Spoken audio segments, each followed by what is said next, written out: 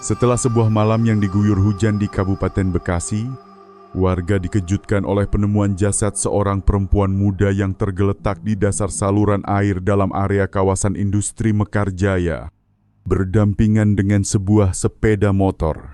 Pada mulanya semua orang mengira itu hanyalah kecelakaan biasa. Namun tidak ada siapapun yang bahwa di dalam tubuh gadis itu sebenarnya ada satu nyawa kecil yang belum sempat melihat dunia. Siapa yang telah menghabisi hidupnya, dan mengapa pelaku memilih menutupi kejahatan tersebut dengan cara menyerupai sebuah kecelakaan tunggal berikut ini. Kami mengajak Anda menyimak kisah kriminal yang mengguncang publik, disampaikan melalui narasi dari Radio Keadilan, Bekasi. Menjelang fajar pada awal bulan April tahun 2024. Sisa-sisa embun masih menyelimuti permukaan jalan menuju kawasan industri Mekarjaya di Kecamatan Cikarang Utara. Suara klakson bus karyawan yang melintas menggema di sepanjang permukiman, sebuah hari baru yang semestinya berjalan seperti biasa, justru diawali dengan temuan yang membuat seluruh kawasan industri terguncang. Sekitar pukul 5:50 pagi. Andi Pratama, petugas keamanan di kompleks kos-kosan yang berada tepat di seberang PT Mekar Anugrah Garment, ketika melakukan pengecekan saluran pembuangan di belakang pabrik. Tanpa sengaja melihat sebuah sepeda motor yang miring di dasar selokan, bagian belakangnya menonjol dari air keruh. Dan di sampingnya tampak sesosok tubuh manusia yang separuh tenggelam dalam campuran sampah dan lumpur. Andi masih gemetar saat menceritakan kembali kejadian itu. Pada awalnya saya mengira ada orang yang jatuh dari motor. Saya berniat turun dan menariknya ke atas. Tetapi ketika saya mendekat dan melihat orang itu tidak bergerak, wajahnya menelungkup ke air, dan mesin motor masih berputar lemah. Barulah saya sadar ada sesuatu yang tidak beres. Kabar tersebut cepat menyebar ke seluruh area kos. Dalam hitungan menit, puluhan buruh dan warga sekitar berbondong-bondong menuju lokasi. Siapapun yang melihat pemandangan itu langsung merinding. Seorang perempuan muda, mengenakan seragam kerja berwarna biru muda dan celana hitam. Kedua tangannya masih mencengkeram setang motor matic berwarna perak, terjebak dari pinggang ke bawah di dalam rataan selokan. Wajahnya rusak akibat benturan keras hingga sulit dikenali, dan rambut panjangnya tertutup lumpur yang pekat. Seorang perempuan di dekat situ mengenali seragamnya.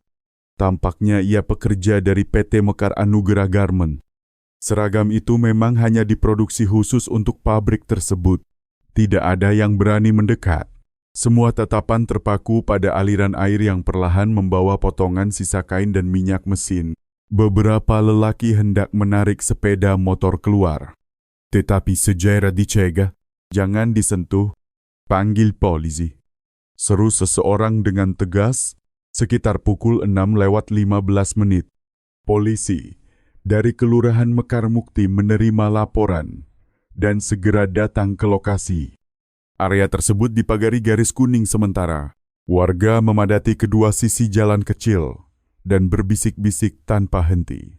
Seorang buruh muda berkata pelan kepada seorang jurnalis lokal, "Beberapa hari ini hujan terus. Jalannya licin. Bisa saja dia benar-benar terpeleset masuk selokan. Tapi kok bisa jatuh begitu dalam dan tidak ada yang tahu di permukaan air."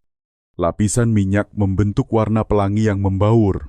Helm korban ditemukan terapung beberapa meter jauhnya dalam kondisi pecah menjadi dua. Bekas jejak ban yang menurun dari tepi jalan licin menunjukkan bahwa sepeda motor seolah tergelincir dari atas.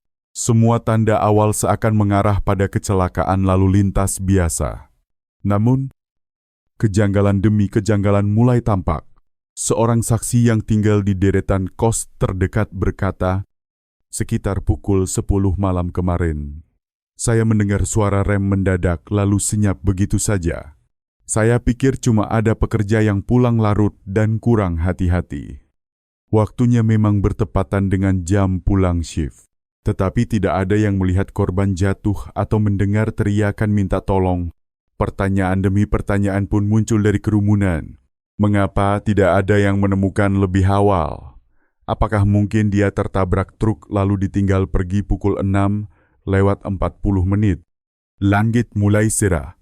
Dari ujung gang yang mengarah ke kawasan industri, terdengar sirene kendaraan khusus kepolisian. Aparat dari Kecamatan Cikarang Utara bersama unit lalu lintas segera tiba dan memblokade area sepenuhnya. Warga diminta menjaga jarak. Korban masih dalam posisi telungkup di saluran air, sedalam hampir setengah meter. Air mencapai bagian dada. Kepala sepeda motor menekan dinding beton penahan selokan. Tidak ada jejak perlawanan, tetapi pada bagian jok terdapat goresan panjang seolah pernah terseret. Seorang petugas muda menggunakan alat besi panjang untuk menahan sepeda motor agar tidak terseret arus.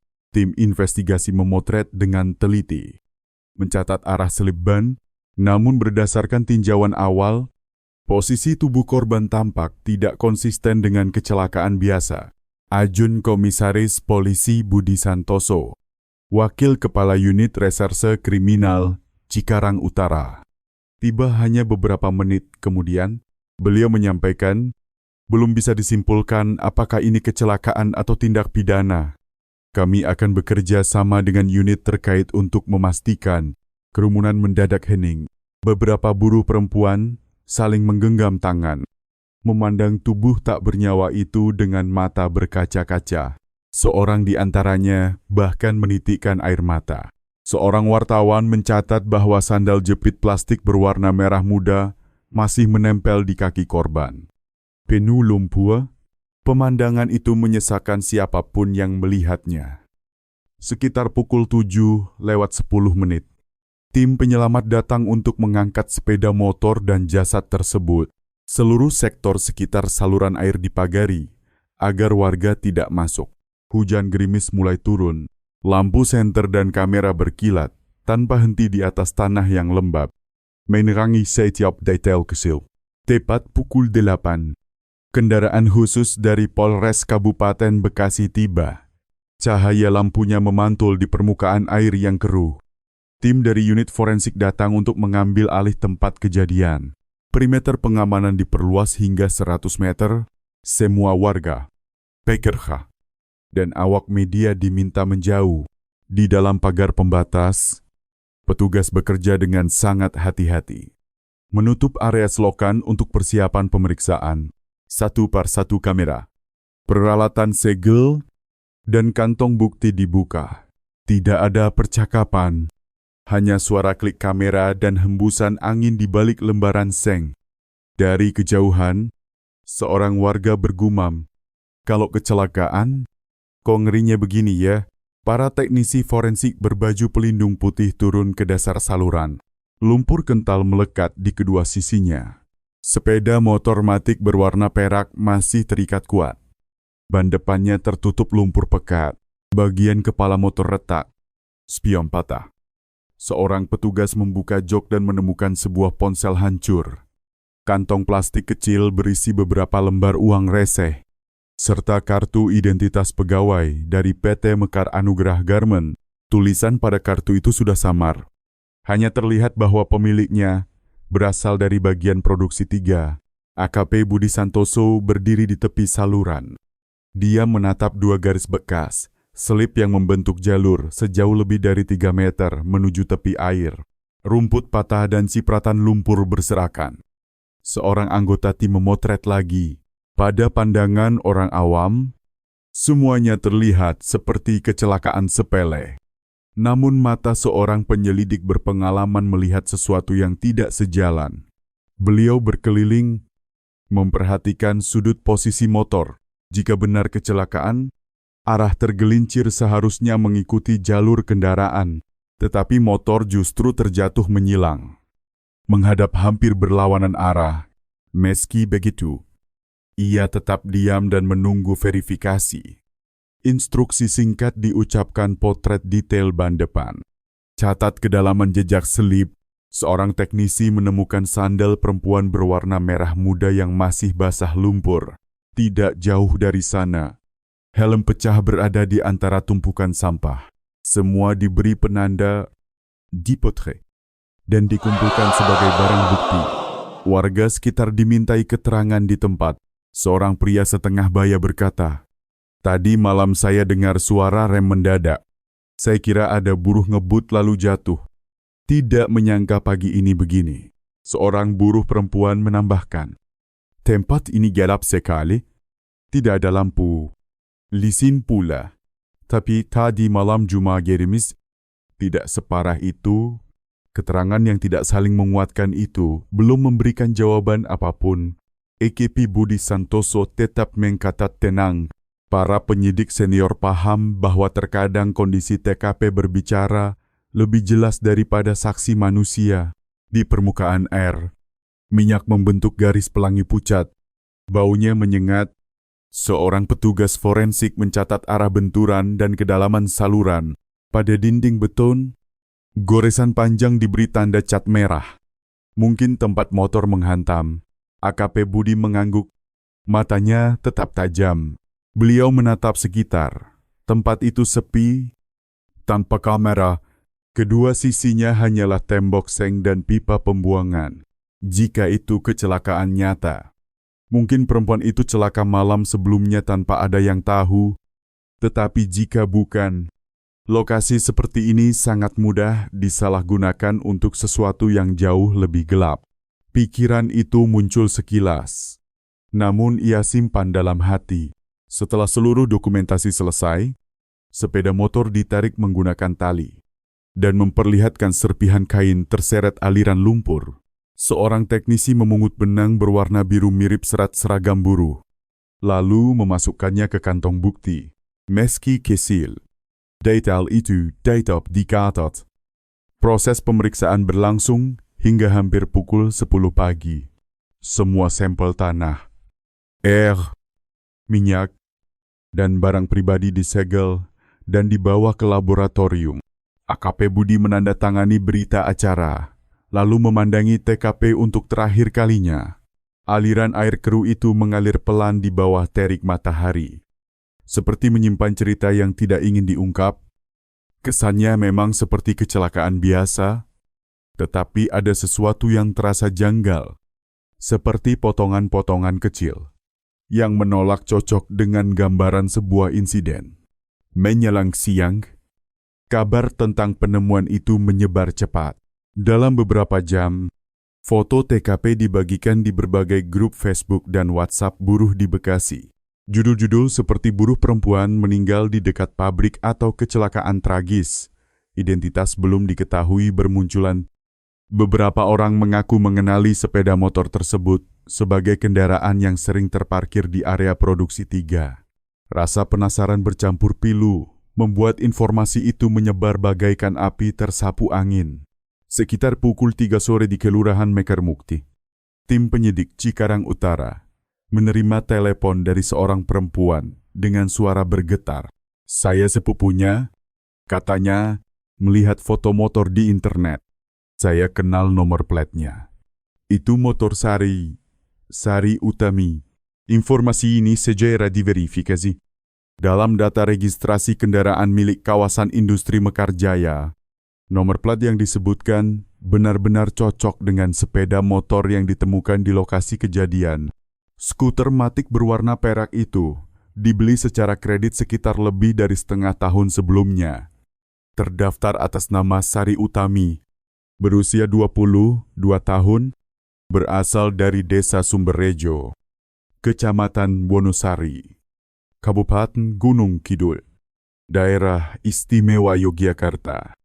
Penyidik dari Cikarang Utara segera menghubungi bagian manajemen PT Mekar Anugrah Garment untuk memastikan identitas korban. Data kepegawaian di perusahaan menguatkan Sari Utami tercatat sebagai buruh jahit di lini produksi 3. Shift siang, ia dilaporkan tidak masuk kerja sejak sore hari sebelumnya dengan alasan sakit perut dan tidak hadir kembali pada shift pagi itu. Ia tinggal di sebuah kamar kos bersama 2 rekan perempuan lain di kompleks kos buruh yang jaraknya kurang dari 300 meter dari pabrik. Menjelang pukul 4 sore, keluarga korban akhirnya tiba di lokasi. Ibunya, Sri Haryati, bertubuh kurus dengan wajah legam karena matahari. Dipapa oleh para penghuni kos menuju dekat TKP. Air mata terus mengalir di pipinya. Ia baru terbang dari Yogyakarta ke Bekasi, belum sampai 2 hari untuk menjenguk putrinya. Tetapi tak pernah menyangka akan menerima kabar seburuk ini. Ketika melihat sepeda motor berwarna perak yang telah diangkat, penuh lumpur menempel di bodi. Ia langsung ambruk, suaranya serak tertahan. Iya, itu motor anak saya. Baru kemarin lusa dia telepon. Bilang lebaran ini, mau pulang lebih cepat. Kok bisa? Kok nasibnya jadi begini? Suasana muram menyelimuti seluruh area. Beberapa buruh perempuan dari lini produksi yang sama dipanggil untuk memastikan identitas. Mereka menceritakan bahwa Sari dikenal sebagai gadis lembut, jarang bicara, tidak banyak bergaul, selalu datang kerja tepat waktu. Beberapa waktu terakhir ia sering minta izin istirahat di tengah shift, tampak kelelahan, dan tidak seramah biasanya. Polisi kemudian meminta keluarga melakukan pengenalan awal. Sementara jenazah diputuskan untuk dibawa ke instalasi forensik RSUD Kabupaten Bekasi. Wajah korban yang rusak berat akibat benturan membuat pengenalan secara kasat mata menjadi sulit. Namun, detail kecil seperti gelang plastik putih di pergelangan tangan, sandal jepit merah muda, dan seragam kerja biru muda semuanya sesuai dengan keterangan rekan sekamarnya. Tidak ada lagi keraguan korban adalah Sari Utami. Di ruang tunggu kantor penyidik, ibu korban duduk terpaku. Kedua tangannya menggenggam erat ponsel lama milik putrinya. Di dalamnya, pesan singkat terakhir yang dikirim. Sari tercatat pada sekitar pukul 8. Kurang sedikit malam sebelumnya, aku sudah selesai kerja. Besok mungkin tidak masuk ya, Bu. Badan agak capek? Sebuah pesan sederhana, biasa. Namun ternyata menjadi deretan kata terakhir sebelum Sari lenyap selamanya. Seorang penyidik pelan-pelan meninggalkan ruangan, memberikan ruang bagi keluarga untuk menyendiri. Di lorong luar, cahaya senja jatuh di atas deretan seragam biru para buruh yang baru pulang shift. Kepala mereka tertunduk tanpa suara. Di dunia maya, kabar mengenai kasus ini terus diperdebatkan. Banyak yang membagikan ulang foto dan memohon informasi tambahan. Menjelang pukul 6 sore, aparat menyelesaikan berita acara, penetapan identitas, lalu keluarga korban dibawa ke instalasi forensik untuk mengurus prosedur berikutnya. Air mata Bu Sri Haryati sudah nyaris kering ketika ia menatap melalui kaca tebal ruang penyimpanan jenazah. Tubuh putrinya yang masih sangat muda itu tertutup kain putih. Hanya tangan kiri yang terlihat, dengan gelang plastik yang masih utuh melekat, lututnya lemas. Ia jatuh berlutut sambil terisak. Nak, kenapa harus kamu? Tidak ada seorang pun yang mampu mengucapkan kata apapun. Keheningan di ruangan dingin itu membuat siapa saja yang menyaksikannya ikut menunduk. AKP Budi Santoso melangkah mendekat. Suaranya rendah, namun tegas. Kami akan berusaha semaksimal mungkin untuk mencari tahu penyebab kematiannya. Tetapi untuk benar-benar memastikan, kami membutuhkan hasil autopsi. Kami mohon keluarga dapat bekerja sama. Tangan Bu Sri bergetar saat memegang tepi meja. Awalnya, ia menolak. Takut putrinya harus disakiti lagi. Tetapi setelah beberapa menit mencoba menenangkan diri, ia mengangguk pelan. Kalau dengan begitu bisa membantu menemukan kebenaran. Saya setuju, tolong bantu ungkapkan semuanya untuk anak saya. Formulir persetujuan autopsi ditandatangani di tempat. Sang ibu kemudian meletakkan sebuah foto ukuran kecil di atas meja. Foto lama Sari mengenakan seragam biru. Wajah muda dengan senyum lembut. Malam itu juga, mobil jenazah khusus membawa tubuh Sari Utami ke ruang pendingin instalasi forensik RSUD Kabupaten Bekasi. Sekitar pukul 21 malam di awal bulan April tahun 2024, di instalasi forensik tersebut, tim autopsi dibentuk segera setelah menerima perintah dari Satuan Reserse Kriminal Polsek Cikarang Utara. Pemeriksaan dipimpin oleh Dr. Hendra Kurniawan, spesialis forensik, bersama 2 petugas teknis kepolisian.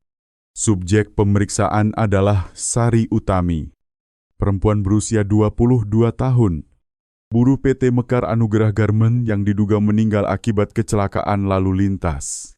Proses dilakukan sesuai dengan standar Kepolisian Negara Republik Indonesia dan tata cara autopsi forensik pidana. Seluruh peralatan dan barang bukti diperiksa, disegel, lalu dibuka langsung di ruang pemeriksaan. Waktu mulai autopsi tercatat sekitar pukul 21:18. Jenazah dikeluarkan dari lemari pendingin dan diletakkan di atas meja stainless steel. Dari pemeriksaan luar, korban adalah perempuan dengan tinggi kurang lebih 156 cm, bertubuh kurus. Ia masih mengenakan seragam kerja biru muda yang kotor oleh lumpur dan minyak mesin. Wajahnya tampak berubah bentuk akibat benturan kuat. Di sisi kanan kepala terdapat benjolan besar dengan memar luas berdiameter kira-kira 8-10 cm. Darah kering terlihat di sekitar hidung dan mulut. Kedua tangan menunjukkan luka lecet ringan. Tanpa tanda-tanda perlawanan aktif, kuku tangannya penuh lumpur. Tidak ditemukan benda asing mencolok. Berdasarkan kekakuan otot, suhu tubuh, dan tingkat kekeringan kulit, waktu kematian diperkirakan sekitar 8-12 jam sebelum jenazah ditemukan, yaitu kira-kira antara pukul 21 malam hingga pukul 1 dini hari. Saat area leher diperiksa lebih teliti, terlihat satu garis memar samar berbentuk melengkung, lebar sekitar 1 cm, mengelilingi leher. Berwarna ungu tua, tanpa robekan kulit. Dr. Hendra menyimpulkan bahwa bekas itu tidak berasal dari benturan benda keras, melainkan kemungkinan besar disebabkan tekanan benda lunak seperti tangan, kain, atau tali ketika korban masih hidup. Di sisi kiri dada tampak satu memar bulat, berdiameter kurang lebih 2 cm, berwarna ungu gelap, sesuai dengan benturan kuat atau hantaman benda tumpul. Tulang rusuk tidak menunjukkan retak atau patah. Bagian perut bawah tampak sedikit membuncit. Ketika isi lambung diperiksa, masih ditemukan sisa makanan yang belum tercerna sepenuhnya, menandakan korban meninggal dalam waktu kira-kira 2-3 jam setelah makan terakhir. Pemeriksaan dilanjutkan dengan membuka rongga kepala. Di bawah selaput otak sisi kanan, terdapat perdarahan luas yang merembet hingga ke bagian kiri. Otak tampak sedikit membengkak, sesuai dengan cedera akibat benturan kuat. Dalam laporan, Dr. Hendra mencatat bahwa korban mengalami cedera kepala berat akibat benturan keras dengan permukaan benda keras yang tidak tajam, yang bisa disebabkan oleh keterjatuhan atau pukulan kuat. Leher bagian dalam juga diperiksa. Jaringan di sekitar laring menunjukkan perdarahan, dan di saluran napas terlihat busa berwarna merah muda bercampur darah. Suatu tanda khas terjadinya kekerasan pada mekanisme pernapasan. Dari seluruh temuan, kesimpulan awal adalah korban meninggal karena gabungan sesak napas mekanis akibat tekanan pada leher dan cedera kepala berat. Dalam proses otopsi, tim forensik menemukan satu hal yang sangat penting. Rahim korban tampak sedikit membesar. Pemeriksaan lebih dalam menunjukkan adanya janin yang berusia sekitar 8-10 minggu, berkembang normal tanpa tanda cedera. Temuan tersebut dicatat secara rinci dalam berita acara, dan sampel diambil untuk pemeriksaan DNA guna penentuan hubungan biologis di kemudian hari. Berbagai sampel darah, jaringan, rambut, isi lambung, serta otot di sekitar leher dikumpulkan dan disegel sesuai prosedur. Tidak tercium bau alkohol dari lambung, dan tidak ada indikasi penggunaan zat terlarang. Seluruh bahan uji dikirim ke Laboratorium Forensik Polres Kabupaten Bekasi untuk dianalisis secara terpisah. Autopsi berakhir sekitar pukul 23:42 di malam yang sama. Dr. Hendra membacakan kembali seluruh hasil dan memastikan tanda tangan ketiga anggota tim tercantum dalam berita acara. Dalam kesimpulan sementara tertulis bahwa penyebab kematian adalah sesak napas mekanis akibat tekanan pada leher, disertai cedera otak berat akibat benturan. Waktu kematian diperkirakan berada di rentang antara pukul 21 sampai sekitar pukul 1 dini hari. Di bagian catatan ditambahkan korban sedang mengandung janin berusia sekitar 8 sampai 10 minggu. Disarankan agar penyidik menelusuri penyebab pasti terjadinya tekanan pada leher dan situasi yang mengiringi kematian. Usai seluruh prosedur selesai, jenazah diserahkan kembali kepada keluarga sesuai aturan. Tim forensik mengirimkan seluruh berkas, sampel, dan hasil awal kepada Satuan Reserse Kriminal Polsek Cikarang Utara sebagai bahan pendalaman penyidikan dalam rapat internal malam itu. AKP Budi Santoso membaca cepat laporan hasil autopsi, lalu berhenti agak lama pada baris bertuliskan sesak napas mekanis. Ia berkata perlahan, tetapi tegas, "Sudah jelas, ini bukan kecelakaan lalu lintas biasa. Ada seseorang yang sengaja berbuat." Keputusan pun diambil pada malam yang sama membentuk tim khusus untuk menyelidiki penyebab kematian Sari Utami. Perkara ini resmi dialihkan dari dugaan kecelakaan lalu lintas menjadi kasus pidana dengan ciri-ciri pembunuhan. Pagi hari, tanggal 4 bulan April tahun 2024, di sebuah kamar kos sempit berukuran sekitar 10 meter persegi di salah satu gang padat Kelurahan Mekar Mukti. Asap dupa dan bau kemenyan tidak ada, tetapi udara penuh aroma wangi bunga dan bau kopi hangat. Foto kecil, Sari Utami diletakkan di atas meja kayu tua, dikelilingi pita hitam dan rangkaian bunga melati serta krisan putih. Ruangan sunyi, hanya terdengar isak tertahan dari sang ibu. Dari sebuah speaker kecil, alunan ayat suci dan doa tahlil diputar pelan.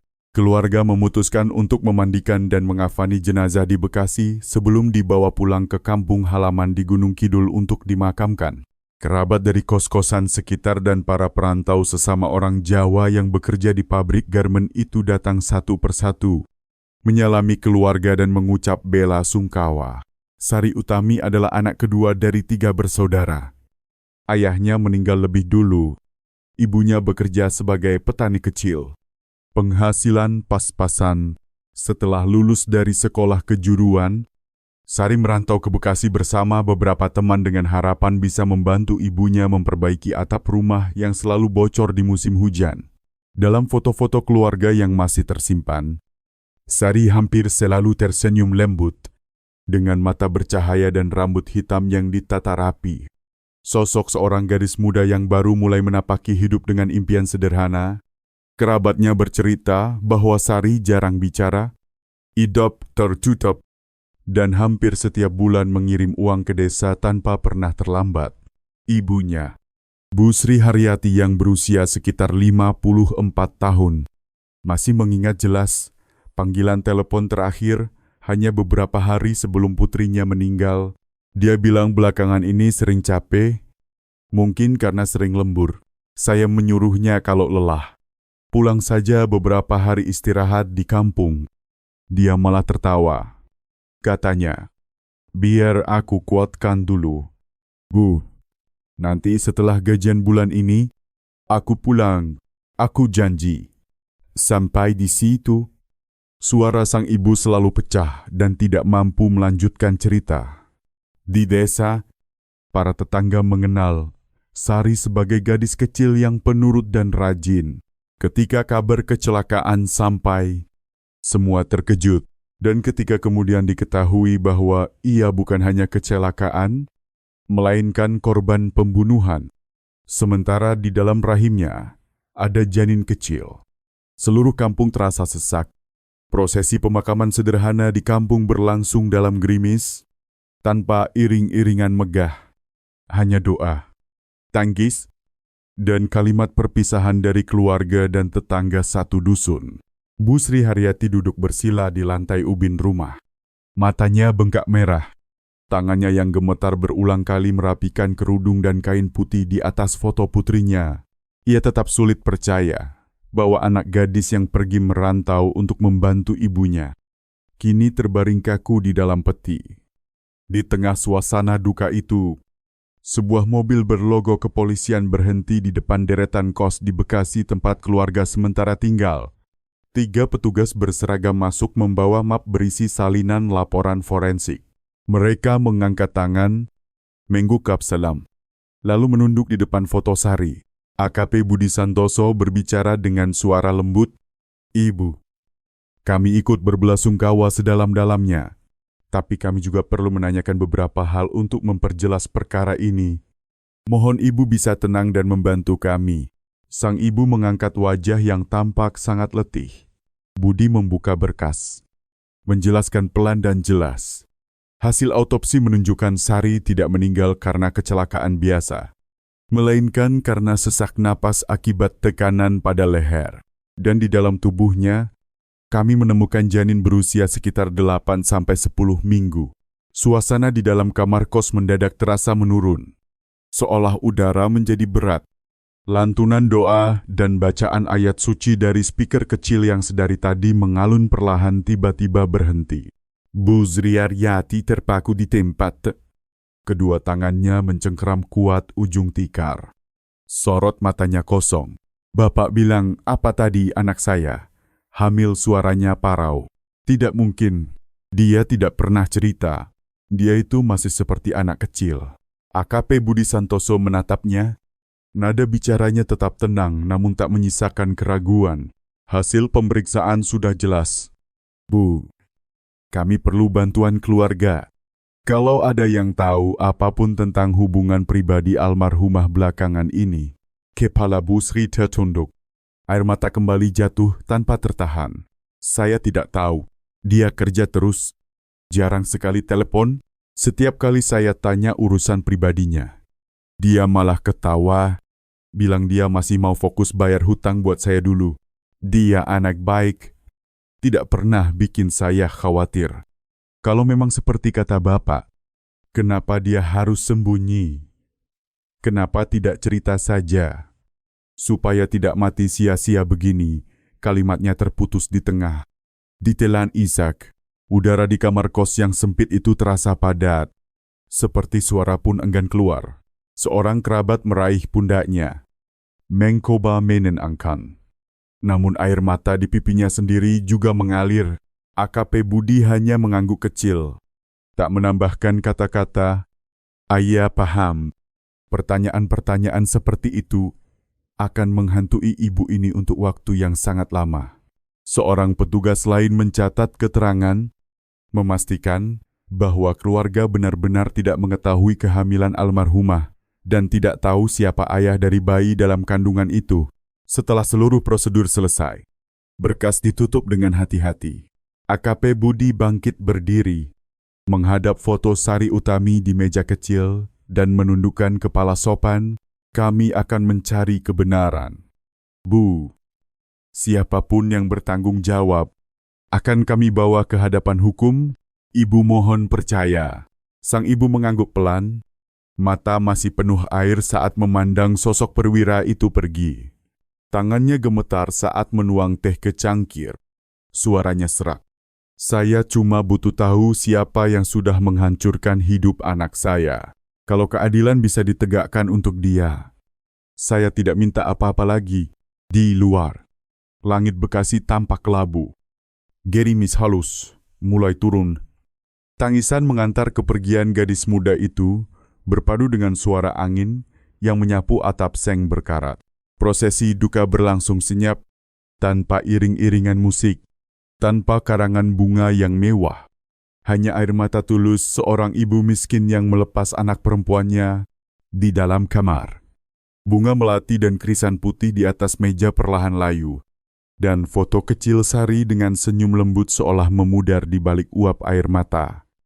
Orang sering berkata, dalam setiap perkara pidana, kebenaran biasanya berawal dari hal-hal sepele, tetapi di sini, hal yang kecil justru menyimpan luka terbesar, luka seorang ibu yang bukan hanya kehilangan anak, tetapi juga calon cucu yang bahkan belum sempat lahir. Ketika tim penyidik meninggalkan kos-kosan itu, Busri masih berlutut di depan peti jenazah. Bibirnya bergetar membaca doa yang bahkan sulit terdengar. Di luar rumah, kain berkabung putih yang terikat di sudut bangunan basah oleh hujan bergoyang pelan ditiup angin. Pertanyaan siapa ayah dari bayi dalam kandungan Sari masih belum menemukan jawaban. Namun bagi sang ibu, itu bukan sekadar rasa ingin tahu, melainkan sebuah bayang-bayang yang terus menghantui. Pagi hari, tanggal 5 bulan April tahun 2024, di markas Polsek Cikarang Utara, sebuah rapat darurat tim khusus digelar. Setelah hasil autopsi resmi diterima, kasus kematian Sari Utami pun secara resmi dialihkan dari dugaan kecelakaan, lalu lintas menjadi perkara pidana dengan indikasi kuat pembunuhan. Di papan komando, foto-foto TKP dan denah kawasan industri Mekarjaya memenuhi hampir seluruh permukaan, ditandai dengan pin dan garis warna-warni. AKP Budi Santoso, selaku ketua tim khusus, berdiri di depan papan dan menunjuk peta dengan nada tegas. Kita akan bergerak dalam 2 jalur. Tim pertama menyisir seluruh area yang memiliki kamera di sekitar lokasi kejadian. Periksa rekaman pada rentang waktu antara pukul 20 sampai pukul 23 pada malam tanggal 2 bulan April. Untuk melihat apakah ada kendaraan yang menghalangi atau berpotensi menabrak korban, tim kedua fokus pada kehidupan sosial Sari, teman-teman. Rekan kerja, keluarga, kita cari apakah ada konflik, hutang piutang, atau hubungan pribadi yang janggal. Saya ingin laporan awal dalam waktu 24 jam. Beberapa menit kemudian, 2 kelompok penyidik bergerak sesuai rencana. Pagi hari, para penyidik dari unit teknis bersama anggota Polsek mulai menyusuri jalan yang mengarah ke kawasan industri. Rekaman pertama yang dianggap berarti diperoleh dari kamera milik seorang warga yang rumahnya berjarak lebih dari 300 meter dari TKP. Dalam rekaman yang diambil sekitar pukul 21 lewat 16 menit di malam kejadian, tampak sebuah skuter matic berwarna perak, mirip dengan jenis motor milik korban, melintas. Di belakangnya, menyusul sebuah motor matic berwarna hitam, terlihat seolah bergerak ke arah yang sama. Sekitar 10 menit kemudian, skuter perak itu tidak terlihat kembali dalam frame. Sementara motor hitam tadi hilang dari jangkauan kamera. Tim teknis segera menelusuri kamera lain di persimpangan sekitar. Namun sebagian sudah rusak, tertutup pepohonan, atau kualitas rekamannya terlalu buruk hingga plat nomor nyaris mustahil dibaca. Seorang anggota muda mengernyit saat kembali memutar rekaman yang buram di bawah cahaya lampu jalan yang redup. Kamera di sini sudah terlalu tua. Sulit sekali mengenali apapun. Kalau mau mengikuti arah motor hitam itu, mungkin kita butuh waktu berhari-hari. Gumamnya, dari pagi hingga sore. Puluhan titik di sekitar kawasan industri diperiksa satu persatu. Rekaman diambil dari warung kecil, tempat parkir, gudang, hingga deretan kos buruh. Namun hasilnya sama, tak satu pun kamera yang merekam dengan jelas benturan, kejadian mencurigakan, atau kendaraan yang bisa dikategorikan sangat janggal pada malam kematian Sari. Tim teknis pun sementara mencatat motor matic hitam itu sebagai kendaraan mencurigakan yang belum teridentifikasi pengendaranya. Pada saat yang sama, tim kedua mengumpulkan informasi mengenai kehidupan dan relasi sosial korban. Mereka mendatangi bagian HRD dan manajer di PT Mekar Anugerah Garment, Tempot Shori Bakeria. Menurut berkas perusahaan, Sari diterima bekerja sejak bulan Juli tahun 2023. Selama masa kerja, ia tidak pernah tercatat melanggar disiplin, tidak punya catatan pinjaman resmi, dan tidak pernah ditegur karena masalah kinerja. Rekan-rekannya menggambarkan Sari sebagai sosok yang halus, pendiam, cenderung menutup diri, Pola hidupnya hanya berkisar antara pabrik dan kos. Nyaris tidak pernah ikut nongkrong di luar. Pihak HRD menyatakan tidak ada surat permohonan keluar. Tidak ada laporan konflik dengan atasan atau rekan kerja. Dan tidak ada indikasi perselisihan uang. Tim penyidik kemudian memperluas penelusuran ke kompleks kos. Pemilik kontrakan dan para tetangga menjelaskan bahwa Sari jarang keluar kamar selain untuk bekerja. Sesekali ia terlihat menerima telepon pada malam hari, tetapi tidak ada yang tahu ia berbicara dengan siapa. Tidak pernah terdengar ia membahas soal pacar. Dan tidak ada sosok pria asing yang rutin datang mencarinya. Seorang penyidik muda menuliskan dalam bukunya tidak ditemukan konflik pribadi. Tidak ada hutang. Tidak ada hubungan sosial yang rumit. Satu baris pendek, namun cukup untuk membuat suasana penyelidikan semakin sunyi. Menjelang senya, kedua tim kembali ke kantor untuk menggabungkan temuan. Papan dinding terisi penuh foto-foto, peta, deretan waktu, daftar orang yang pernah berinteraksi dengan Sari, serta catatan tentang motor hitam yang misterius. Namun tak ada satupun garis yang benar-benar saling terhubung. AKP Budi duduk diam di depan layar yang memutar ulang rekaman buram itu. Matanya tajam, fokus pada siluet motor hitam yang melintas. Ia memutar ulang, menghentikan, lalu memutar lagi. Berharap menemukan satu kejanggalan kecil. Namun yang tampak hanya bayangan samar sebuah kendaraan yang lewat di tengah malam. Tidak ada saksi mata. Tidak ada bukti visual yang jelas. Padahal ini terjadi di salah satu kawasan tersibuk, ia bergumam pelan. Seorang penyidik senior lain, setelah memeriksa seluruh berkas, menghela napas panjang. Kalau tidak ada yang melihat dan tidak ada perangkat yang merekam langsung, sangat sulit menarik kesimpulan. Bahkan arah pasti korban sebelum jatuh pun belum bisa dipastikan. Tidak ada yang menyahut. Ruang rapat hanya diisi suara jarum jam yang terus berdetak. AKP Budi perlahan menutup berkas autopsi. Pandangannya menerawang. Saya yakin ini bukan kebetulan. Seorang perempuan hamil meninggal dalam posisi aneh. Terlalu rapih untuk disebut kecelakaan biasa. Tapi untuk membuktikan, kita butuh bukti. Dan bukti itu sekarang entah tersembunyi di sudut mana. Ia menatap peta besar yang tergantung di dinding. Penuh garis merah yang menghubungkan gang-gang sempit. Kos-kosan tua. Sudut gelap tanpa kamera. Semua seperti menantang tim penyidik, seolah berkata bahwa mereka terlambat satu langkah. Mereka semua tahu, ini bukan perkara sederhana. Di baliknya mungkin ada seseorang yang sangat berhitung, atau setidaknya sangat beruntung, yang berhasil menghapus hampir semua jejak. Ketika jam dinding menunjukkan sekitar pukul 23:15 menit, beberapa anggota tim masih belum kembali. Rekaman kamera masih dalam proses pengolahan.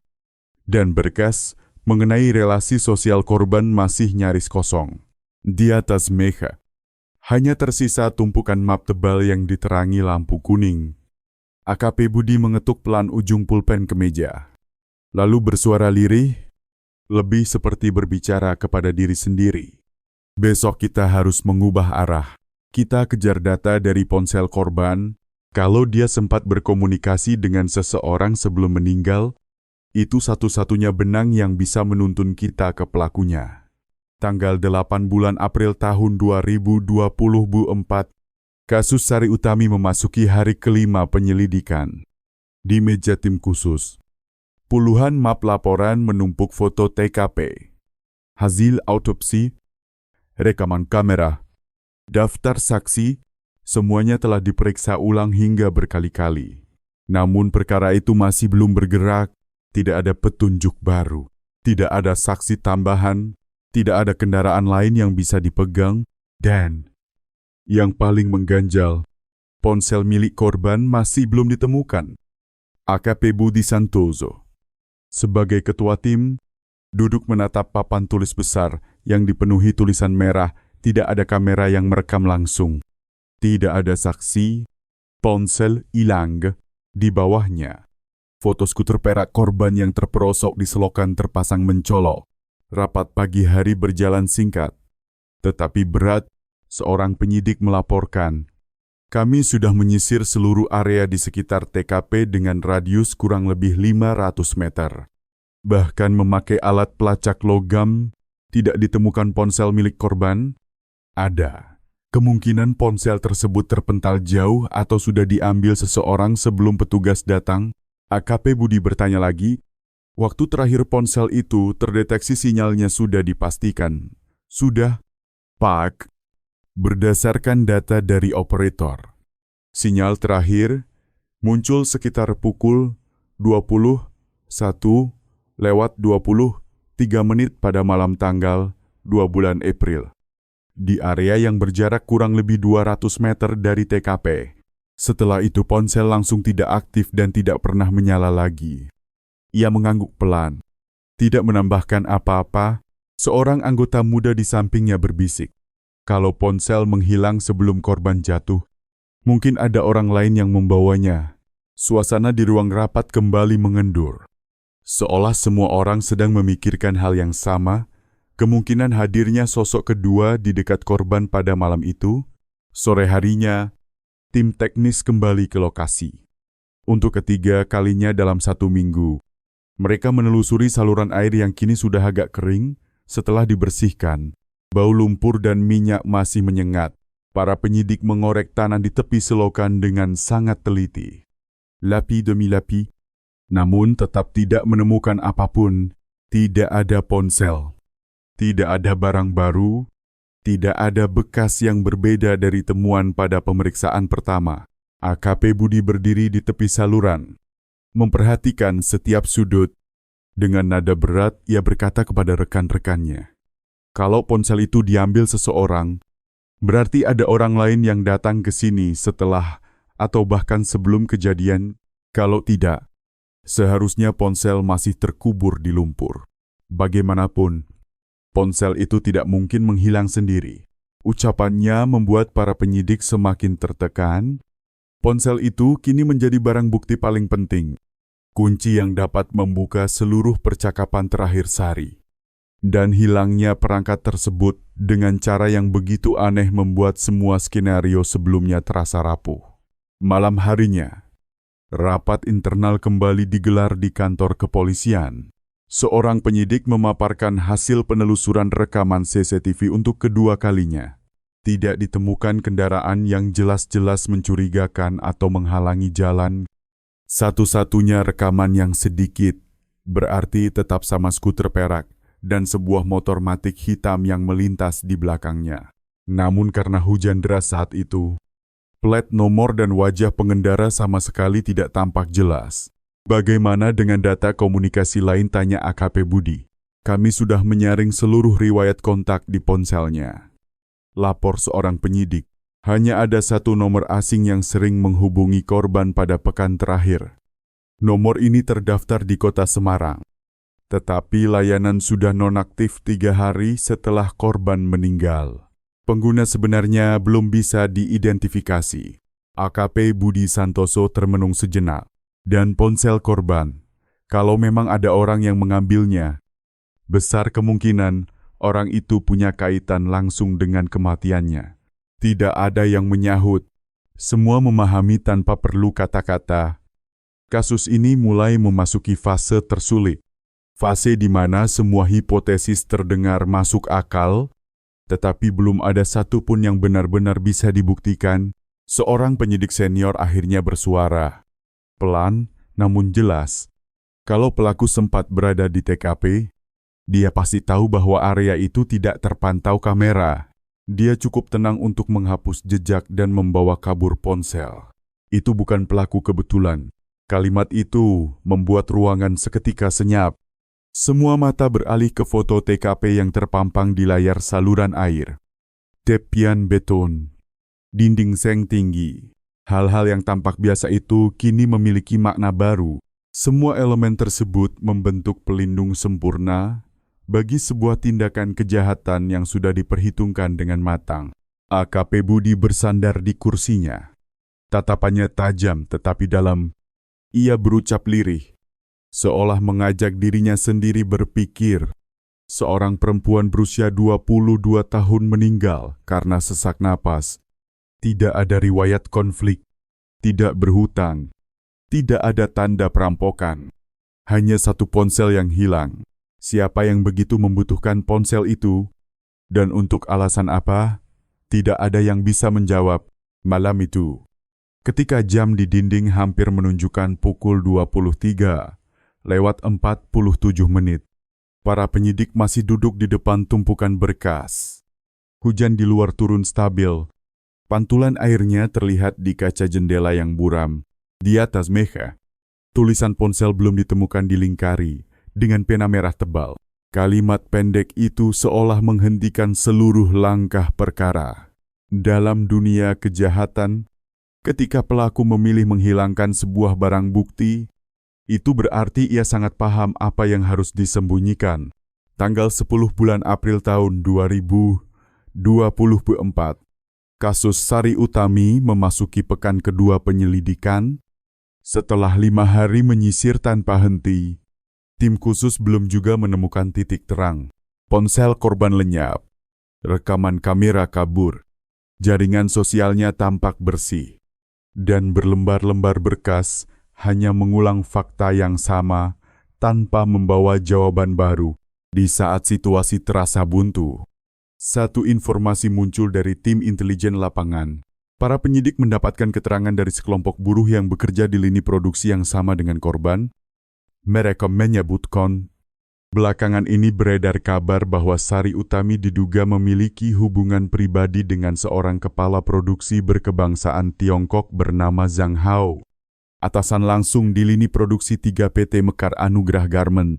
Informasi itu segera dikirim ke meja tim khusus. Setelah berhari-hari hening, inilah petunjuk pertama yang membuka satu arah baru. Dari dokumen internal perusahaan, diketahui bahwa Zhang Hao berusia sekitar 42 tahun, warga negara Tiongkok, mulai bekerja di perusahaan sejak tahun 2018. Ia menjabat sebagai kepala produksi dengan kewenangan mengatur lebih dari 100 buruh. Ia tinggal di kompleks rumah dinas manajemen di dalam kawasan industri, jarang berbaur dengan warga sekitar. Namun, dikenal punya pengaruh besar dalam struktur perusahaan. Saat para penyidik mendatangi pabrik, banyak buruh tampak ragu-ragu ketika ditanya soal Zhang Hao. Tetapi setelah keterangan mereka disandingkan, pola ceritanya sama. Zhang Hao dikenal Janet, sering menggoda karyawati muda, terutama yang bekerja langsung di bawah kendalinya.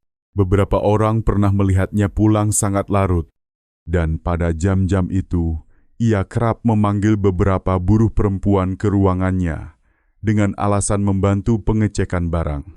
Setelah itu tidak ada yang berani menanyakan apapun.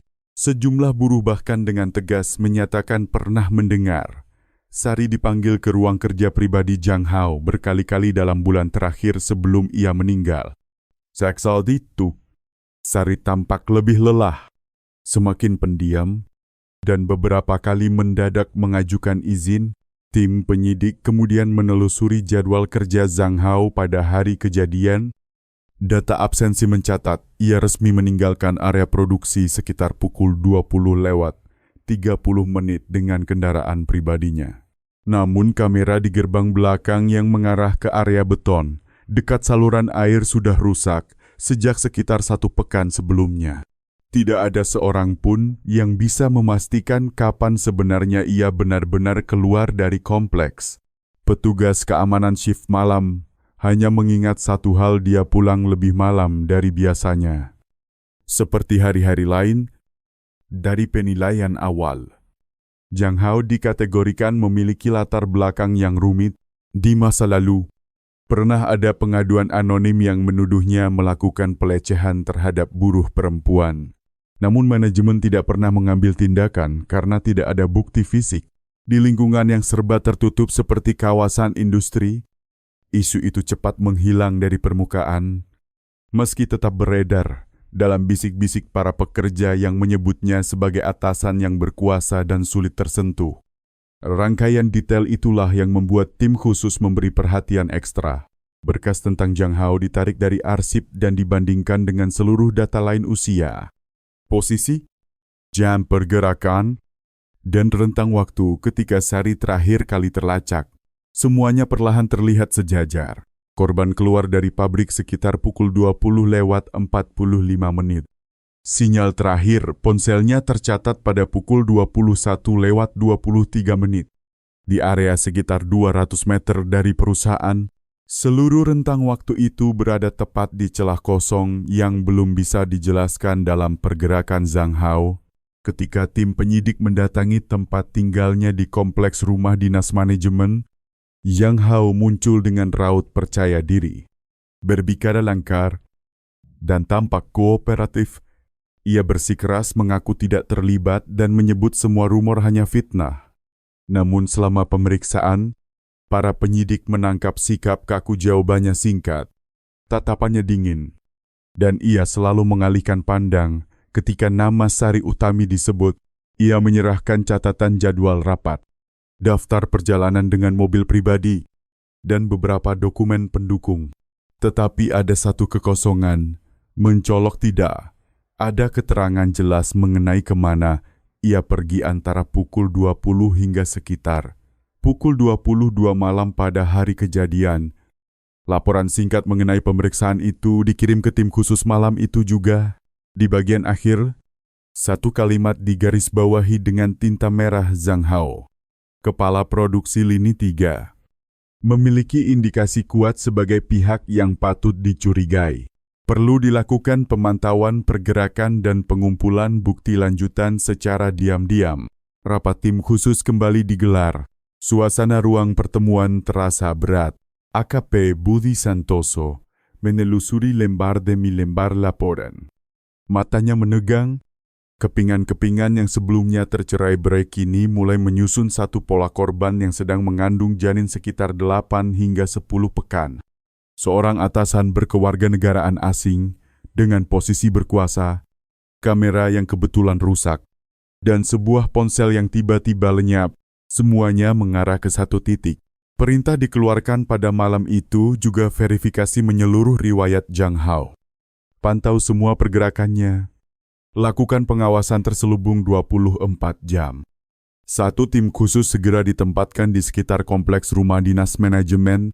Setiap kegiatan, kebiasaan, bahkan panggilan teleponnya dicatat. Di luar, Huyan Deras menghur kawasan industri Bekasi. Lampu-lampu pabrik menyala terang menembus malam. Di sebuah ruangan kecil, AKP Budi menutap map laporan. Napasnya dalam, kasus ini akhirnya memiliki arah. Tetapi di depan mereka, masih ada labirin panjang yang harus dijelajahi. Setelah hari-hari penuh kebuntuan, tim penyidik telah menemukan seutas benang pertama yang menghubungkan kasus ini dengan kebenaran. Satu nama muncul dari kegelapan, Zhang Hao, lelaki paling berkuasa di lini produksi 3. Dan sangat mungkin orang terakhir yang melihat Sari Utami masih hidup. Hampir 2 pekan setelah penyelidikan berjalan, perkara Sari Utami dinaikkan penanganannya ke tingkat yang lebih tinggi. Seluruh tim dari Polsek Cikarang Utara kini bekerja di bawah koordinasi langsung Satuan Reserse Kriminal Polres Kabupaten Bekasi. Dengan supervisi Direktorat Reserse Kriminal Umum Polda Metro Jaya, arah penyelidikan dipusatkan pada sosok Zhang Hao, kepala produksi lini 3, yang diduga menjalin hubungan gelap dengan korban sebelum kematiannya. Tim khusus menyimpulkan untuk menjerat pelaku. Mereka membutuhkan bukti elektronik. Ponsel Sari yang hilang, kalau datanya bisa dipulihkan, dapat menjadi kunci utama untuk membongkar perkara ini. Dengan bantuan Direktorat Tindak Pidana Siber Bareskrim Polri, pelacakan digital dimulai pada malam tanggal 11 bulan April. Pihak operator menyerahkan data jalur komunikasi dan titik lokasi terakhir kartu yang digunakan korban. Dari analisis tersebut, sinyal terakhir ponsel Sari terputus di area belakang lini produksi 3, tepat sekitar pukul 21:23 pada malam tanggal 2 bulan April nyaris sama dengan estimasi waktu kematian berdasarkan laporan forensik. Para ahli kemudian mencoba memulihkan data cadangan yang tersimpan otomatis di layanan penyimpanan awan yang terhubung dengan akun milik korban.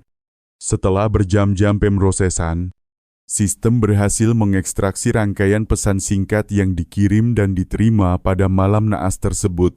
Isinya terbaca jelas. Sekitar pukul 20:37 setelah selesai shift, datang ke ruang rapat lantai 2, ada hal yang harus kita bicarakan. Sekitar pukul 20:39 baik, Pak, saya mengerti. Menjelang pukul 21 lewat beberapa menit, pesan terakhir terkirim, saya sudah dalam perjalanan ke sana. Semua pesan itu berasal dari nomor yang terdaftar atas nama Zhang Hao, kepala produksi lini 3. Sesaat setelah pesan terakhir dikirim, sinyal ponsel Sari langsung hilang. Seluruh data diserahkan kepada tim khusus keesokan paginya. Para penyidik terdiam lama saat membaca pesan singkat terakhir itu. Waktu, tempat, dan orang yang dihubungi, semuanya sejalan sempurna dengan rangkaian kejadian di malam pembunuhan. Inilah bukti elektronik pertama yang secara tegas menunjukkan bahwa Sari dan Zhang Hao berhubungan langsung pada malam kejadian. Tim pengintai segera memperketat pengawasan di sekitar rumah dinas Zhang Hao. Setiap pergerakannya direkam. Setiap panggilan teleponnya diamati secara diam-diam. Selama 3 hari, ia tampak menjalani rutinitas normal. Pagi hari datang ke pabrik, menandatangani berkas, memimpin rapat, berbicara dengan buruh, seolah tidak terjadi apa-apa. Namun pada malam tanggal 14 bulan April, sistem pelacakan ponselnya menunjukkan pergerakan tak biasa. Sekitar pukul 22:15, sinyal bergerak meninggalkan kompleks rumah dinas menuju arah depo kontainer ICDC Bitung, sebuah area pergudangan dan kontainer ekspor. Tim pengintai segera menerima instruksi untuk mengikuti dari jarak aman. Di sebuah jalan sepi, mobil 7 penumpang berwarna perak yang dikendarai Zhang Hao berhenti di dekat sebuah gudang kecil. Kamera tim pengintai merekam saat ia membuka bagasi belakang, mengangkat sebuah kantong besar berwarna hitam, lalu mendorongnya ke arah saluran air di pinggir jalan. Ketika sorotan senter menyapu kantong itu, tampak kilatan benda-benda logam kecil di dalamnya. Komandan tim langsung memberi aba-aba. Dalam waktu kurang dari 2 menit, area tersebut sudah terkepung. Zhang Hao dibekuk saat hendak kembali masuk ke dalam mobil. Di dalam kantong plastik besar yang disita itu, petugas menemukan sebuah ponsel merek Oppo berwarna hitam dan beberapa barang milik seorang buruh perempuan kartu identitas pegawai, sebatang lipstik, dan gelang plastik putih yang bentuknya identik dengan yang dulu terpasang di pergelangan tangan Sari. Ketika jenazahnya ditemukan, semua barang bukti tersebut disegel di tempat dan dicatat dalam berita acara, sesuai prosedur hukum yang berlaku di Indonesia. Ketika ponsel dinyalakan, nomor identitas perangkatnya sesuai dengan email ponsel Sari Utami yang selama ini hilang. Di memori ponsel itu, selain rangkaian pesan terakhir, masih tersimpan riwayat panggilan singkat antara Zhang Hao dan Sari yang berlangsung selama beberapa minggu sebelum kejadian. Sebagian besar terjadi pada malam hari. Zhang Hao digiring ke markas Polres Kabupaten Bekasi dalam keadaan tenang, tetapi memilih bungkam. Ia hanya sesekali mengatakan bahwa ponsel itu dititipkan oleh Sari dan bahwa ia berniat membuangnya agar tidak menimbulkan kesalahpahaman. Namun, ia sama sekali tidak mampu menjelaskan mengapa barang-barang itu dibawa diam-diam dan hendak dibuang ke saluran air pada larut malam. Zhang Hao tetap menolak bekerja sama. Ia bersikeras mengatakan bahwa ponsel itu hanya tertinggal dan ia sekadar menyimpannya. Namun ia tidak mampu memberikan alasan masuk akal mengapa menyembunyikannya. Apalagi menjelaskan kenapa seluruh riwayat komunikasi di dalam ponsel tersebut dihapus segera setelah kejadian. Pada saat yang bersamaan, Perintah penggeledahan mendesak terhadap ruang kerjanya di PT Mekar Anugrah Garment langsung dilaksanakan. Di dalam lemari arsip, tim penyidik menemukan sebuah buku catatan tulisan tangan yang berisi daftar nama sejumlah buruh perempuan beserta nomor telepon mereka. Dan di sana tertulis jelas nama Sari Utami. Dari server internal perusahaan, para ahli juga berhasil memulihkan sebagian pesan pribadi antara Zhang Hao dan beberapa karyawati lain. Pola yang muncul sama undangan untuk bertemu secara empat mata pada malam hari. Selalu dengan dalih memeriksa barang atau membahas urusan pekerjaan. Ketika semua bukti dikumpulkan di atas meja, gambaran kasus perlahan menjadi utuh. Malam tanggal 2 bulan April, Zhang Hao mengirim pesan memanggil Sari ke ruang rapat khusus. Setelah pertemuan itu, Sari meninggalkan pabrik dengan sepeda motornya. Dan kurang dari waktu 40 menit kemudian, mayatnya ditemukan di dalam selokan. Ponselnya lenyap, dan kamera di gerbang belakang ternyata kebetulan tidak berfungsi. Semuanya terlihat seperti skenario yang telah disiapkan lebih dulu.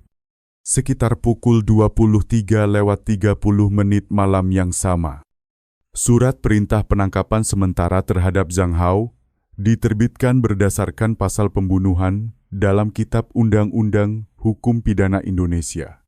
Tim khusus menyelesaikan seluruh berita acara penangkapan dan penyitaan barang bukti malam itu juga. Saat digiring meninggalkan lokasi penangkapan, wajah Zhang Hao tetap dingin. Pandangannya tertunduk, tidak mengucapkan sepatah kata pun. Ponsel yang dulu menghilang hampir 2 pekan, kini berubah menjadi potongan kunci yang menyatukan seluruh puzzle. Dari satu pesan sederhana. Setelah selesai shift, datang ke ruang rapat lantai 2. Kebenaran perlahan diseret keluar dari kegelapan. Setelah hampir setengah bulan menyusuri setiap jejak, tim khusus akhirnya berhasil meletakkan tameng rapi yang menutupi kejahatan pelaku. Dari perangkat kecil tak bernyawa itu, tindak kejahatan yang begitu hati-hati disembunyikan di balik gelap malam mulai menampakkan wujud aslinya. Pasca penangkapan di dekat depo kontainer bersama barang bukti, Zhang Hao, kepala produksi Lini 3, kemudian dibawa ke Satuan Reserse Kriminal Polres Kabupaten Bekasi untuk menjalani pemeriksaan intensif. Sesi interogasi pertama dilaksanakan pada pagi hari tanggal 15 bulan April tahun 2024. Ruang pemeriksaan dilengkapi kamera pengawas dengan sistem perekaman audio dan video penuh, sesuai prosedur hukum acara pidana. Di hadapan para penyidik, pria berkewarganegaraan Tiongkok itu masih menampilkan sikap tenang, wajahnya tanpa ekspresi, mata tajam, dan tutur katanya pelan namun terkontrol. Ia membantah seluruh tuduhan. Dalam keterangannya, Zhang Hao menyatakan bahwa ia tidak ada sangkut pautnya dengan kematian Sari Utami. Ia beralasan bahwa ponsel tersebut ditemukan di jalan dan pesan yang berisi ajakan bertemu di ruang rapat hanyalah untuk membicarakan soal pekerjaan. Jawaban-jawaban itu disusun dengan rapi, singkat, dan jelas menunjukkan upaya pengendalian diri serta pengalaman dalam menyembunyikan sesuatu. Ketika penyidik menanyakan motif di balik penghapusan seluruh data dalam ponsel korban, jawabannya adalah, ia takut menimbulkan salah paham dan tidak ingin terjerat masalah. Saat ditanya mengapa ponsel disimpan dalam kantong plastik hitam dan hendak dibuang ke saluran air, ia kembali berdalih, saya hanya berniat memusnahkannya, supaya tidak menimbulkan gosip, bukan karena terkait pembunuhan. Setiap kalimat yang keluar dari mulutnya terasa diukur dengan sangat hati-hati. Selama hampir 3 jam, Zhang Hao lebih banyak diam, hanya menjawab ketika dianggap perlu. Berulang kali ia meminta didampingi pengacara dan penerjemah resmi. Hak yang memang dijamin dalam sistem hukum Indonesia. Ketenangan wajahnya membuat sesi pertama pemeriksaan tidak menghasilkan pengakuan. Berarti, tetapi para penyidik yang telah berpengalaman tahu, semakin tenang seseorang dalam menghadapi bukti yang menumpuk, semakin besar kemungkinan ia menyembunyikan dosa besar di dalam dirinya. Sore harinya, tim khusus meneruskan penguatan berkas. Unit forensik digital bekerja bersama penyidik siber untuk memecah dan membaca data yang tersisa di ponsel yang disita. Sistem akhirnya berhasil mengembalikan banyak percakapan antara Zhang Hao dan Sari yang berlangsung selama berminggu-minggu sebelum tragedi. Di dalamnya terdapat banyak pesan yang menggambarkan hubungan emosional yang sudah melampaui batas profesional antara atasan dan bawahan. Salah satu percakapan pada akhir bulan, sebelumnya menjadi sorotan hubungan ini, tidak bisa kita buka ke siapapun. Kamu jangan cerita pada siapapun. Aku hanya ingin kamu bertanggung jawab. Aku tidak butuh diakui di depan orang lain.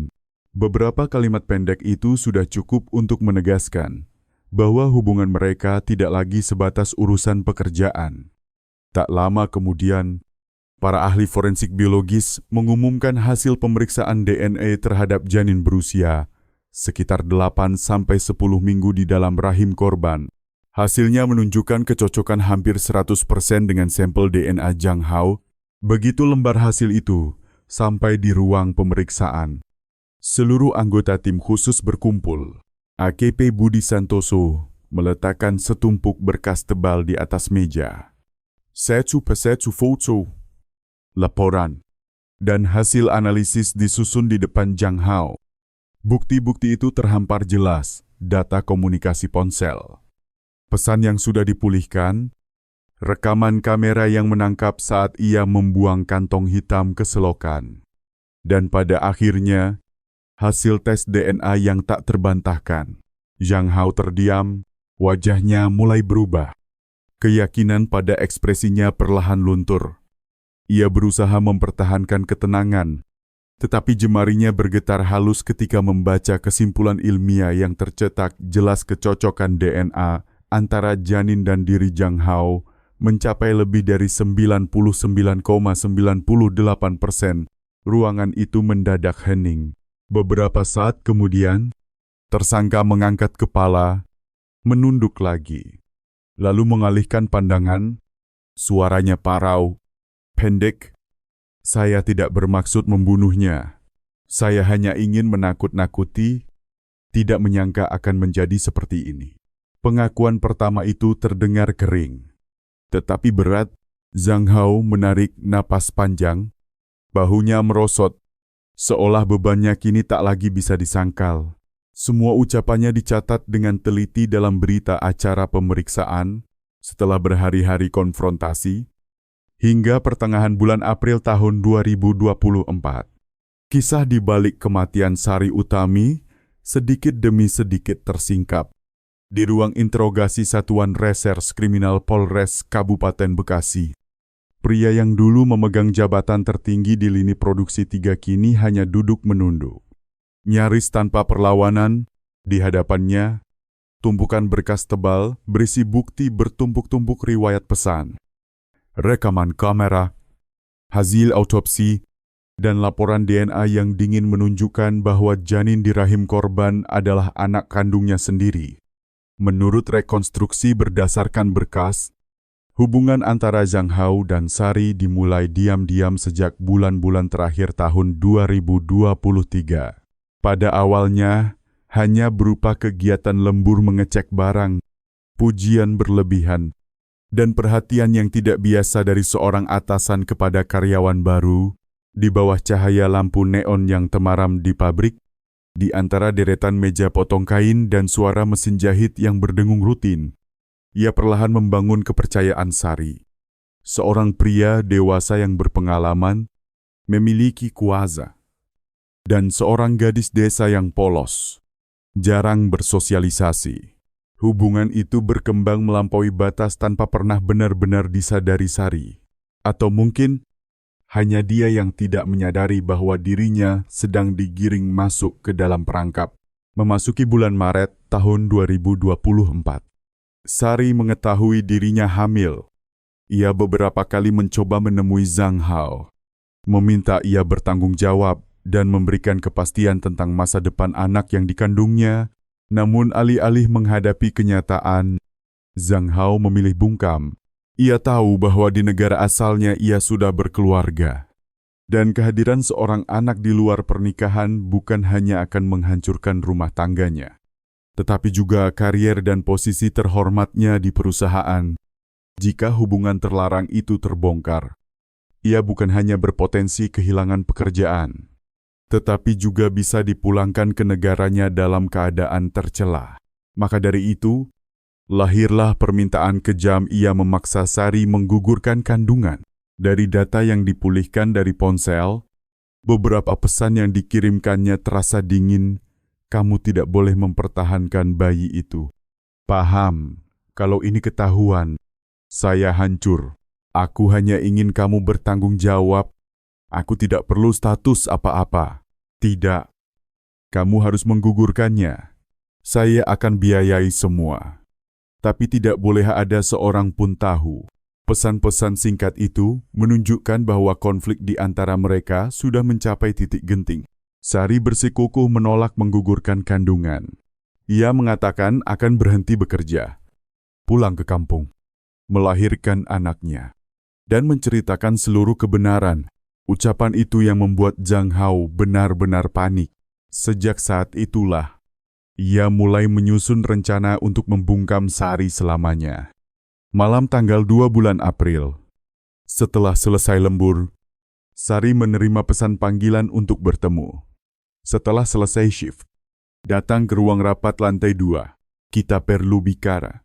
Ia datang dengan sisa harapan tipis bahwa pria itu akan berubah pikiran, bahwa anak di dalam kandungannya akan diakui. Namun yang menunggunya di ruang kecil di ujung deretan pabrik bukanlah percakapan damai, melainkan pertarungan yang menentukan hidup dan matinya. Menurut pengakuan Zhang Hao, begitu Sari masuk, ia menutup pintu dan langsung menghardik, memerintahkan Sari mengakhiri kegilaan ini dengan menggugurkan kandungannya secepat mungkin. Sari menangis, memohon, menegaskan bahwa ia hanya butuh pengakuan tanggung jawab, bukan status resmi. Di benak Zhang Hao, setiap kata Sari bukan lagi permohonan, melainkan ancaman. Pertengkaran meningkat selama hampir 10 menit.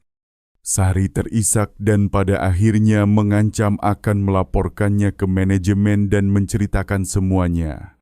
Dalam kombinasi rasa takut dan amarah, kendali dirinya lepas. Berdasarkan berita acara dan rekonstruksi, Zhang Hao kemudian menerjang, berusaha merebut ponsel dari tangan Sari karena takut ia sempat merekam atau mengirim pesan kepada orang lain. Ketika Sari melawan, ia menggunakan kedua tangannya untuk mencekik leher gadis itu dan mendorongnya hingga jatuh menghantam lantai. Sari berusaha melawan, batuk, dan mencakar sisa baju di tubuhnya, meninggalkan goresan kecil di pergelangan tangan dan kerah kemeja Zhang Hao. Dalam waktu kurang dari 1 menit, napas Sari semakin lemah hingga akhirnya terhenti. Untuk memastikan, Zhang Hao mengambil sebuah benda keras mirip potongan kayu dan memukul kepala Sari beberapa kali. Ia mengaku ingin memastikan Sari tidak bangkit lagi sekaligus menciptakan luka yang nanti dapat dianggap sebagai efek kecelakaan. Saat ruangan kembali sunyi, ia berdiri memandangi tubuh gadis itu yang tergeletak dengan mata masih terbuka dan tangan yang masih mencengkeram sisa bajunya. Tidak ada kepanikan menonjol, tidak ada jeritan, ia hanya menarik napas panjang. Lalu mulai bergerak seperti mesin tanpa perasaan.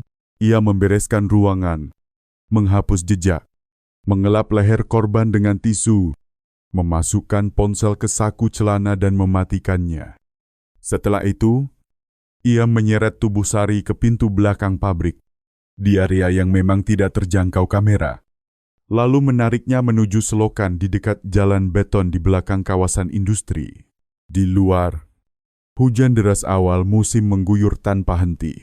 Ia membungkus tubuh Sari dengan jas hujan, mendudukkannya di atas sepeda motor milik korban, lalu mendorong tubuh dan kendaraan itu sekaligus masuk ke dalam saluran air yang dalamnya lebih dari 1 meter.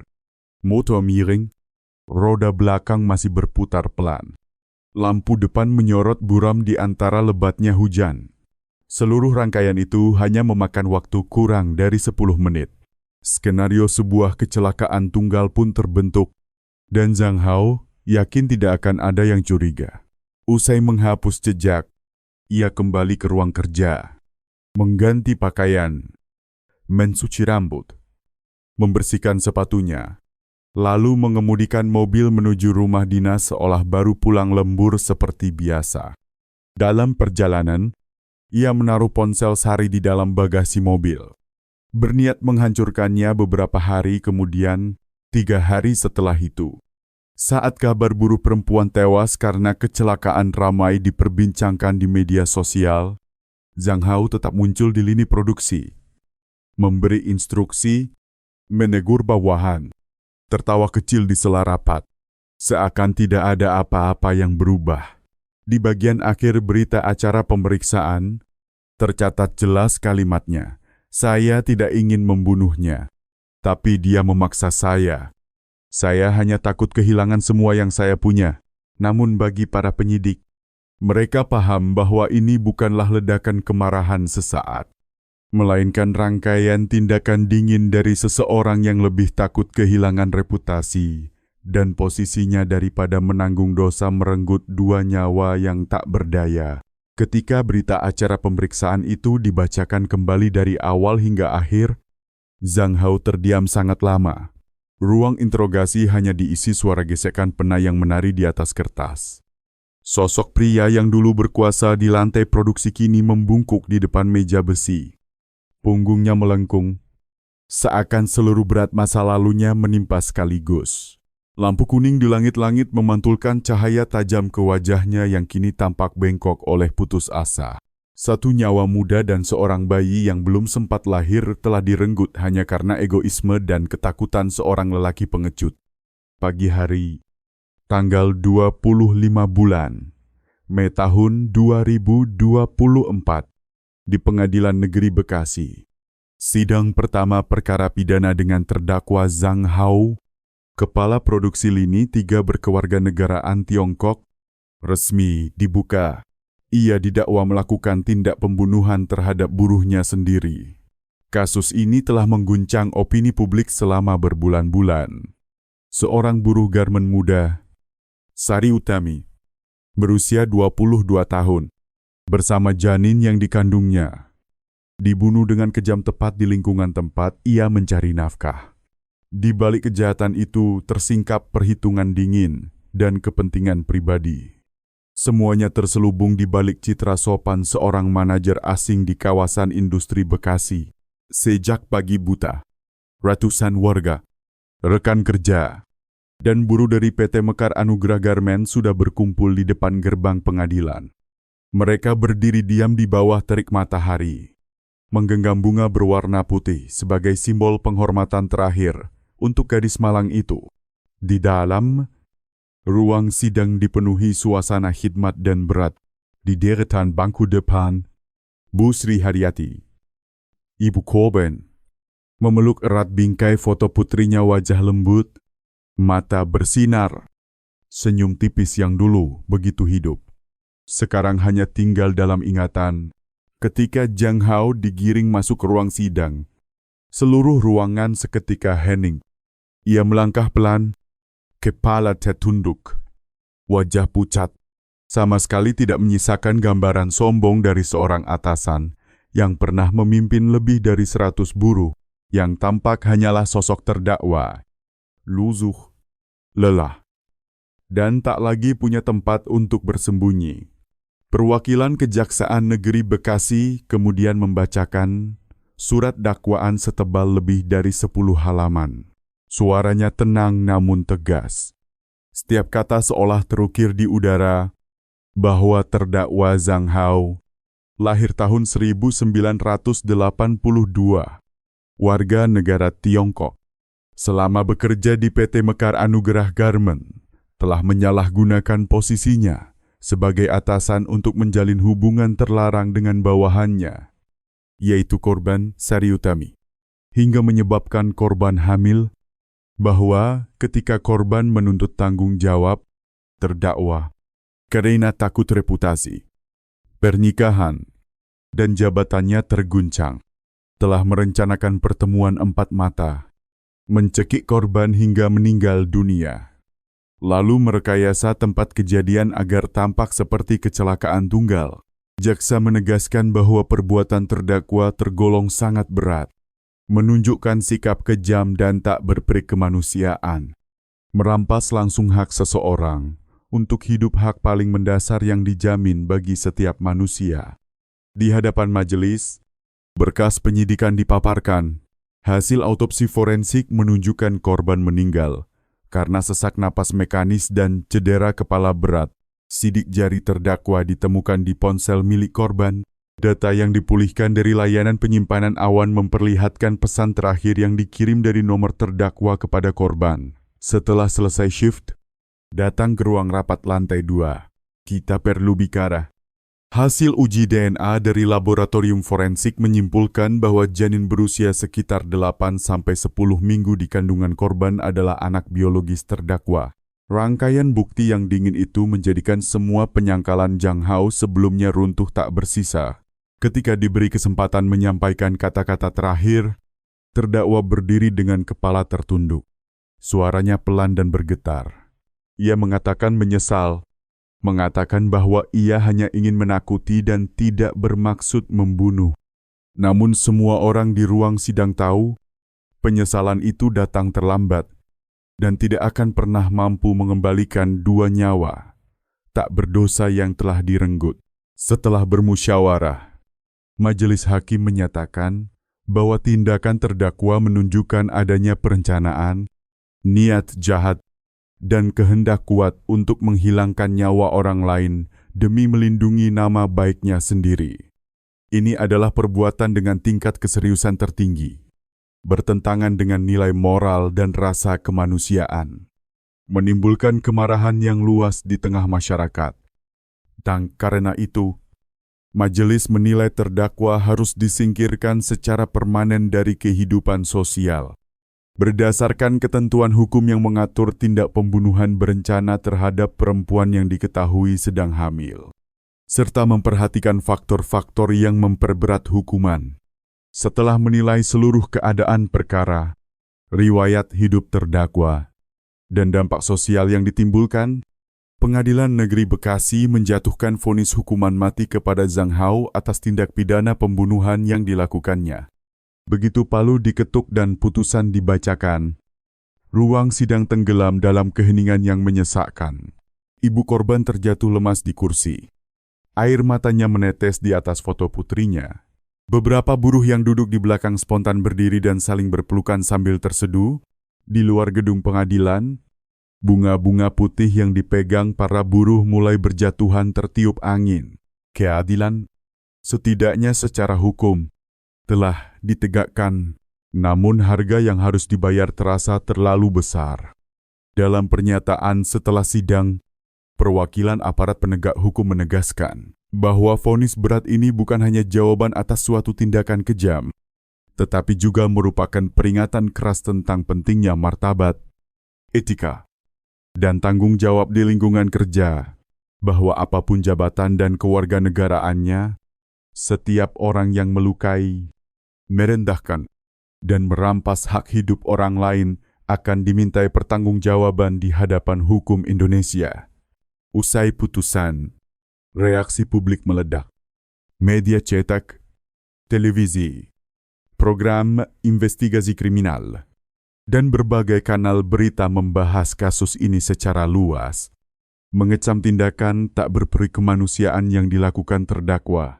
Di media sosial, ribuan unggahan dan komentar berisi kemarahan dan simpati membanjiri lini masa. Orang-orang menuliskan rasa duka bagi Sari Utami, buruh muda yang meninggalkan kampung halamannya di Gunung Kidul dengan mimpi sederhana, namun berakhir menjadi korban kekerasan paling kejam di tempat ia bekerja. Kasus ini menjadi lonceng peringatan tentang pentingnya keamanan di lingkungan kerja dan perlindungan terhadap perempuan di kawasan industri. Banyak perusahaan di sekitar Bekasi kemudian mulai memasang lebih banyak kamera pengawas, membentuk tim konseling psikologis, dan membuka jalur pengaduan khusus untuk pelaporan pelecehan dan kekerasan. Perkara Sari Utami, seorang buruh muda yang dibunuh secara sadis oleh atasannya sendiri, memang ditutup dengan vonis hukuman mati bagi Zhang Hao. Tetapi gema kisahnya masih terus menggema, menjadi tanda bahaya yang mengingatkan seluruh lapisan masyarakat, terutama bagi jutaan buruh perempuan yang setiap hari bekerja di pabrik-pabrik dan kawasan industri di seluruh negeri. Di balik deru mesin produksi dan angka-angka target yang dingin, ada kehidupan orang-orang yang meninggalkan desa demi mencari harapan. Para gadis muda yang melangkah ke kota dengan koper kecil dan harapan besar. Bekerja keras di kamar kos sempit, di tengah tekanan ekonomi dan sepi rantau. Dalam ruang kosong kesepian itulah, tidak sedikit yang kemudian terseret ke dalam hubungan samar diawali dari beberapa kata perhatian. Satu ajakan makan malam selepas shift, lalu perlahan berubah menjadi lingkaran kepercayaan yang salah. Cinta yang salah, dan kadang berujung pada konsekuensi yang terlalu pahit. Menurut data aparat di wilayah Bekasi dan sekitarnya, hanya dalam 1 tahun terakhir, ratusan kasus yang berkaitan dengan konflik hubungan pribadi, kekerasan, dan pelecehan di lingkungan buruh telah tercatat. Banyak di antara korban adalah perempuan muda yang baru meninggalkan bangku sekolah dan belum memiliki kemampuan cukup untuk melindungi diri. Ada satu pola yang sering berulang, semuanya berawal dari hubungan diam-diam, dari garis tipis antara rasa sayang dan manipulasi yang perlahan menghilang, dari janji yang berubah menjadi kebohongan dalam sekejap. Kasus Sari Utami menjadi contoh yang sangat jelas. Seorang gadis yang baru melewati usia 20 tahun, baik, patuh, percaya pada janji atasan yang dikiranya akan melindungi. Justru terjebak dalam permainan seseorang yang lebih mengutamakan ambisi dan posisi daripada nurani, hanya karena takut kehilangan nama baik. Pria itu tega menghilangkan nyawa orang yang pernah percaya kepadanya, sebuah kejahatan yang senyap, tanpa suara tembakan, tetapi meninggalkan luka mendalam di hati masyarakat. Dari perkara ini, lembaga negara dan dunia usaha menyadari satu hal penting, mereka harus memperkuat sistem pengawasan dan perlindungan bagi buruh perempuan. Terutama di pabrik yang beroperasi sampai malam, lingkungan kerja harus dibuat transparan, sehat, dan bebas dari penyalahgunaan kekuasaan, pelecehan, serta eksploitasi hubungan antara atasan dan bawahan. Di saat yang sama, para buruh muda juga perlu dibekali pengetahuan hukum dan keterampilan untuk melindungi diri. Pelatihan, penyuluhan, dan layanan pendampingan harus diperbanyak, agar mereka tidak lagi menjadi korban dalam hubungan yang kabur batasnya. Namun, pada akhirnya, pelajaran terbesar mungkin terletak pada diri masing-masing. Di zaman ini, ketika hubungan personal mudah dibungkus dalam bayang-bayang kekuasaan, materi, atau kelabilan emosi, risiko paling besar justru dihadapi oleh mereka yang berhati lembut dan mudah percaya. Satu hal yang patut diingat, tidak ada cinta yang sejati bila dibangun di atas rasa takut dan rahasia yang harus disembunyikan